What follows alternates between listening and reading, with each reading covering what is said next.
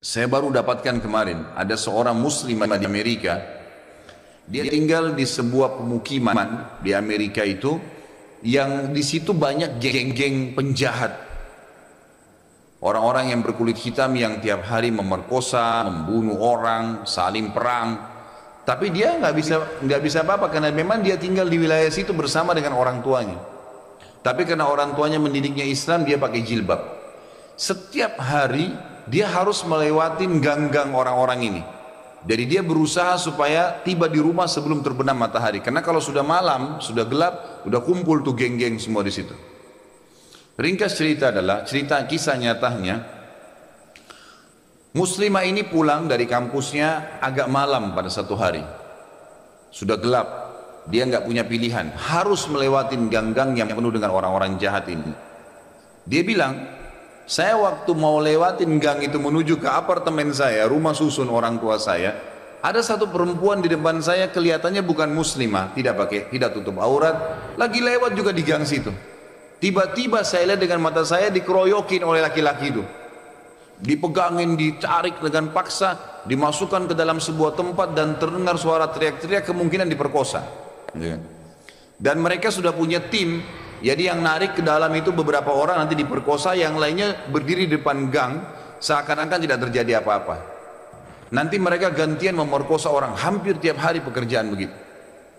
Maka muslimah ini mengatakan, saya lihat depan mata saya tuh, tapi saya nggak bisa berhenti. Saya mau kemana? Mau ke kampus sudah tutup, mau ke tempat teman-temannya jauh, rumahnya tinggal beberapa langkah, harus dilewati. Dia bilang, lalu saya berdoa kepada Allah, ya Allah, sebagaimana aku meyakini kamu ada, kamulah yang telah memerintahkan aku untuk menjaga kehormatanku, jagalah kehormatan ini. Dia bilang, lalu saya bertawakal, jalan aja sudah, apa yang terjadi terjadi, karena nggak ada opsi. Dia bilang, sementara saya lewat di depan mereka, geng-geng ini banyak orangnya, bukan satu dua orang, banyak orang di situ, mungkin lebih daripada 10 orang, tidak satu pun yang mengganggu saya. Nggak satu pun mengganggu saya. Dan waktu saya lewat, mereka pada buang muka. Orang-orang ini pada buang muka. Saya jalan sampai melewatin gang itu. Kebetulan rumah orang tua saya berhadapan dengan kantor polisi. Lalu saya datang kantor polisi itu, lalu saya berkata, tadi ada kejadian begini, ada perempuan diperkosa di sebelah sana. Polisi pun akhirnya menerima laporan tersebut, lalu memeriksa, kena dekat, betul terbukti ditangkap, masih ada perempuan tadi dan memang diperkosa, akhirnya ditangkap semua di penjahat-penjahatnya. Sementara ditangkap, dia bilang, waktu masuk di kantor polisi, mereka tahu saya yang lapor, saya pakai jilbab ada di situ. Tapi mereka setiap lihat saya pasti buang muka. Kayak orang, bukan buang muka karena marah ya, kayak orang yang ketakutan melihat saya, dia bilang. Sampai masuk di penjara semua. Sudah terungkap masalah itu, dia bilang, saya penasaran. Saya bilang sama polisi setelah itu, bisa nggak saya sebelum pulang, saya mau temuin penjahat-penjahat itu. Kata polisi, silahkan. Datang ke sana, dikawal, dia datang, dia tanya, waktu dia bilang saya masuk ke penjara, semuanya pada tunduk, gak ada yang berani lihat saya. Saya jadi bingung, ada apa sebenarnya, gitu kan?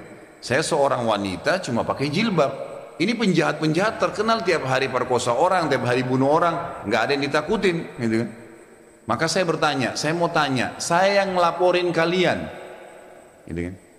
Maka semuanya ada satu orang yang menjawab, mengatakan, kami tahu kalau kamu yang melaporin, gitu kan? Terus kata si perempuan ini, kalian tidak marah dengan saya? Karena ini nanti ke depannya siapa tahu mereka lepas dendam. Nggak ada yang nyaut, diam aja semuanya. Terus dibilang, saya mau tanya, kenapa waktu saya lewat tidak ada di antara kalian yang mengganggu saya? Saya ingin tahu, apa sebabnya? Ada satu orang, dia tidak angkat matanya ke arah perempuan, cuma dia tunduk, dia mengatakan, dari anda lewatin gang sampai sekarang, di belakang anda banyak orang yang menggunakan baju-baju putih yang menemani anda, dan badannya besar-besar, kami takut. Perempuan ini bilang, saya tiba-tiba gemetar, hampir jatuh, kaget dengan informasi itu. Tapi itu kisah nyata, gitu kan? Kisah nyata.